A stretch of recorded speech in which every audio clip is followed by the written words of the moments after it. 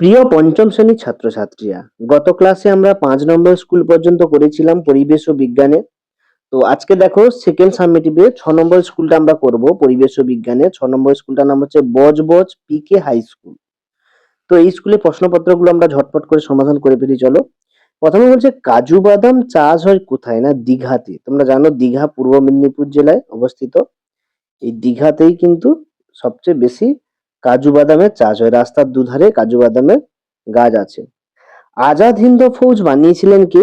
না নেতাজি সুভাষচন্দ্র বসু। শিশু দিবস পালন করা হয় 14ই নভেম্বর তারিখে। একটি বরফ গলা জলের নদী হচ্ছে তোরসা নদী। এবং ছৌ নাচের জন্য বিখ্যাত হচ্ছে পুরুলিয়া জেলা। আমার সোনার বাংলা আমি তোমায় ভালোবাসি, এই গানটি লিখেছিলেন রবীন্দ্রনাথ ঠাকুর। এটা হচ্ছে বাংলাদেশের জাতীয় সঙ্গীত। আমার সোনার বাংলা আমি তোমায় ভালোবাসি। এরপরে দেখো ড্যাশ পূরণ গুলো আমরা করব। প্রথমে বলেছে তমলুকের আদি নাম কি ছিল? তমলুকের আদি নাম ছিল তাম্রলিপ্ত বন্দর। পশ্চিমবঙ্গের সবচেয়ে উঁচু পর্বত শৃঙ্গের নাম? উত্তর হচ্ছে সান্দাকফু, যেটা উচ্চতা 3636 মিটার। ড্যাশ টেরাকোটার কাজের জন্য বিখ্যাত? উত্তর হবে বাঁকুড়া জেলা হচ্ছে টেরাকোটা কাজের জন্য বিখ্যাত। এরপর এদিকে দেখো কি কি বলেছে ছোট প্রশ্নগুলো। এদিকের গুলো বলেছে দেখো, এক একটা পেঁপের মতো দেখতে একটি ফলের নাম হচ্ছে স্কোয়াশ। পাহাড়ি অঞ্চলে চাষ করা হয়। আমাদের সংবিধান রচনা করেন ডক্টর বি.আর. আম্বেদকর।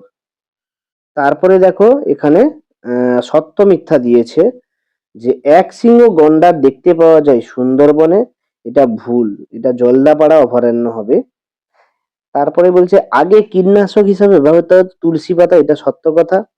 গান্ধী বুড়ি নামে পরিচিত ছিলেন কে? উত্তর হবে মাতঙ্গিনী হাজরা, এটা সত্য কথা। উঁচু জমিতে আউশ ধানের চাষ হয়, এটাও ঠিক। একটি লুপ্তপ্রায় মাছ হচ্ছে ইলিশ, এটা না। লুপ্তপ্রায় মাছ হচ্ছে ন্যাদোস বা চ্যাং মাছ।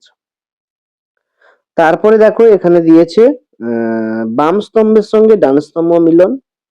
এটা আমরা করব বীরভূম। এখানে বীরভূমে সিউড়ি অবস্থিত, বীরভূমে সিউড়ি। এর পরেরটা বলেছে দক্ষিণ চব্বিশ পরগনার সদর শহর হচ্ছে আলিপুরদুয়ার। দক্ষিণ চব্বিশ পরগনার সদর শহর। মালদা হচ্ছে ইংলিশ বাজার। মালদা সদর শহর ইংলিশ বাজার। এবং তারপরে বলেছে দক্ষিণ দিনাজপুরে সদর শহর হচ্ছে বালুরঘাট। দক্ষিণ দিনাজপুর থেকে হবে বালুরঘাট। এই চারটে দেখো আমরা বাম স্তম্ভ ডান স্তম্ভ করলাম। এরপরে দেখো এসে কিউ প্রশ্ন। পশ্চিমবঙ্গের ম্যানগ্রোভ অরণ্য উদ্ভিদ দেখা যায় কোথায়? না সুন্দরবনে। মহানন্দা নদীর উৎপত্তি স্থল হচ্ছে দার্জিলিং এর কার্সিয়াঙ্গে। বঙ্গভঙ্গ আন্দোলন হয়েছিল 1905 সালে, যার নেপথ্যে ছিল লর্ড কার্জন। কোথাকার ফজলি আম বিখ্যাত? উত্তর হবে মালদা জেলার ফজলি আম বিখ্যাত। বোটানিক্যাল গার্ডেন কোন জেলায় অবস্থিত? উত্তর হবে হাওড়া জেলায় অবস্থিত বোটানিক্যাল গার্ডেন। গঙ্গা নদীর উৎপত্তি কোথা থেকে? উত্তর হবে গোমুখ গুহা থেকে, গঙ্গোত্রী হিমবাহের গোমুখ গুহা থেকে। এরপর দেখো 2 নম্বর প্রশ্নগুলো দিয়েছে কি কি। আগে প্রশ্নগুলো দেখি, তারপরে উত্তরগুলো আমরা দেখছি। নদীমাতৃক সভ্যতা কাকে বলে বা বলতে কি বোঝো? স্বাধীন ভারতের প্রথম প্রধানমন্ত্রী শিক্ষামন্ত্রীর নাম? লুপ্তপ্রায় মাছগুলিকে কেন সংরক্ষণ করব? ধাপ চাষ ধাপ চাষ কাকে বলে? হারভেস্টার কি? নিত্যবন নদী কাকে বলে? দুটি উদাহরণ দাও। তো চলো এবারে আমরা উত্তরগুলো দেখে নিই এর।